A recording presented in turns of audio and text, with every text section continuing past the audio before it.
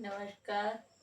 जैसा कि आप सब जानते हैं, हम जो है कंप्यूटर फंडामेंटल के बारे में पढ़ रहे हैं, जो कि HPRCA ने जो सिलेबस आउट किया हुआ है उसका जो फर्स्ट चैप्टर है वो है कंप्यूटर फंडामेंटल। तो जो कंप्यूटर फंडामेंटल है उसके हमने अप्रोक्सीमेटली जो है 4 टॉपिक्स जो है क्लियर कर लिए हैं। 4 टॉपिक्स जो है हमने पढ़ लिए हैं। आज जो है हम 5 जो टॉपिक है, 5th जो टॉपिक है उसके बारे में देख लेंगे कि टॉपिक है क्या। 5th टॉपिक जो है आपका, पर इससे पहले एक बात है कि जो भी वीडियो देख रहा है वो प्लीज़ कृपया करके वीडियो में कमेंट करे, शेयर करे, लाइक करे। अगर वीडियो में कोई कमी लगती है, जो इम्प्रूवमेंट करना है, मुझे पता है कि बहुत सारी कमियां भी अभी मैंने स्टार्ट किया है, तो आप जो है कमियां भी कमेंट करके बता सकते हो और मैं उन्हें उन कमियों को दूर करने की कोशिश करूंगी। चलो देख लेते हैं। बेसिक कंप्यूटर ऑर्गेनाइजेशन, ये जो हमारा 5th जो है टॉपिक्स है फंडामेंटल का, basic computer organisation. Basic computer organisation से पहले हम ये चेक करेंगे कि कंप्यूटर की बेसिक ऑर्गेनाइजेशन के बारे में तो हम पढ़ेंगे, लेकिन उससे पहले हम जान लेंगे कि ऑर्गेनाइजेशन क्या होता है। तो ऑर्गेनाइजेशन आपका क्या होता है? व्यवस्था होता है। ऑर्गेनाइजेशन क्या होता है? व्यवस्था होता है। ऑर्गेनाइजेशन होती है व्यवस्था। अगर जैसे सपोज करो कि हमने कोई स्कूल ओपन करना है या इंस्टीट्यूट ओपन करना है, तो हम सबसे पहले देखेंगे कि कहाँ पे हमने जो है लैंड लेनी है या कहाँ पे हमने बिल्डिंग लेनी है, फिर हमें क्या क्या सामान चाहिए और किस किस चीज़ की जो है हमें आवश्यकता पड़ेगी, और टीचर की, बोर्ड की, इंटरेक्टिव पैनल की, आदि की, और उनको पढ़ाने के लिए स्टडी मटेरियल की। तो वो स्टेप बाय स्टेप जो है हम क्या करेंगे, व्यवस्था करेंगे और सेटअप बनाएंगे स्टेप बाय स्टेप। तो वो होती है ऑर्गेनाइजेशन, व्यवस्था करना।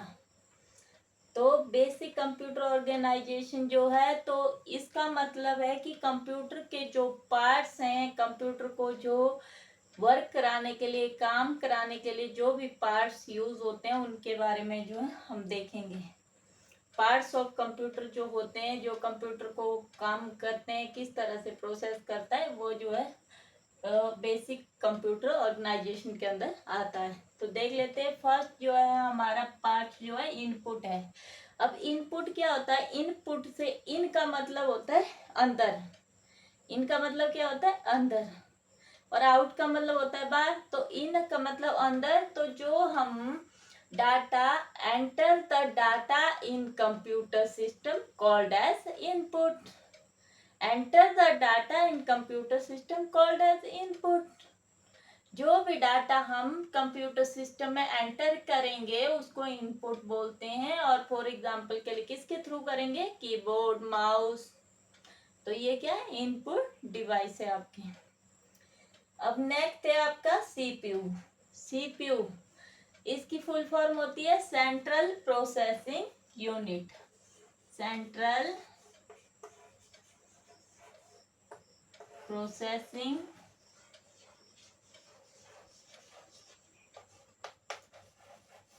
यूनिट।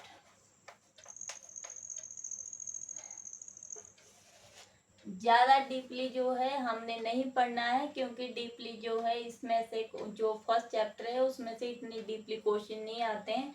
अगर आपको क्वेश्चन आएंगे तो जैसे पूछ लेंगे कि फर्स्ट जनरेशन में क्या यूज़ होता है, या कब तक थे, या फोर्थ जनरेशन कब तक था, और एआई के बारे में पूछ लेंगे कि एआई का जो है कब से कब तक था। हार्डली जो है इतना डीपली जो है इसके जो फर्स्ट चैप्टर है, इतने डीपली क्वेश्चन जेईटी में नहीं आते हैं। ठीक है, तो हमने बेसिक चीजें जो क्लियर होगी तो हम डीपली क्वेश्चन के भी आंसर दे सकेंगे।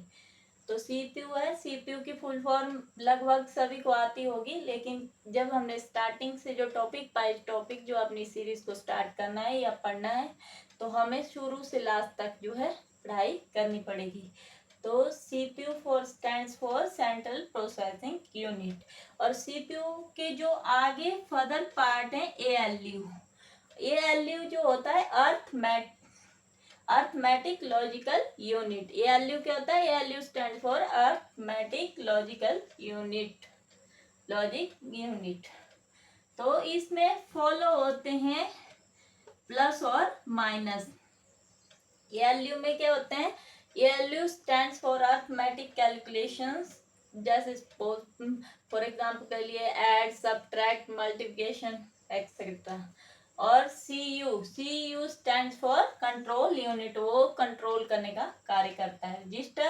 रजिस्टर क्या करता है? आपके डाटा को जो है टेम्परेरी जो है होल्ड करता है, टेम्परेरी जो है स्टोर करता है, वो रजिस्टर का काम होता है। Is it clear? और नेक्स्ट है आपका MU stands for memory unit.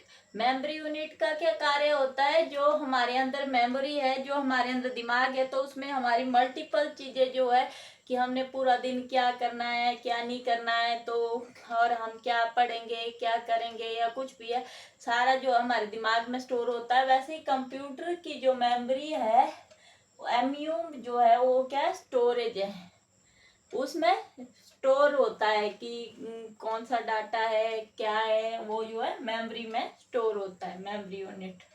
और आउट से ही पता चल रहा है कि आउट मतलब निकलना। तो जैसे ही बोलते हैं कि अब हमने कोई एग्जाम दिया होता है तो हम बोलते हैं कि रिजल्ट आउट हो गया।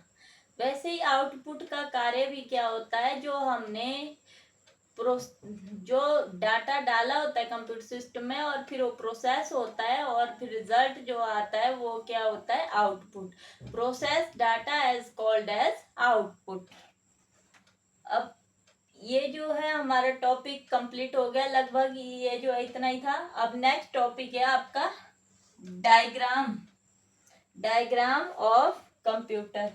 तो इसमें कुछ नहीं है, इनपुट है, प्रोसेस है, और मेमोरी है, और आउटपुट है।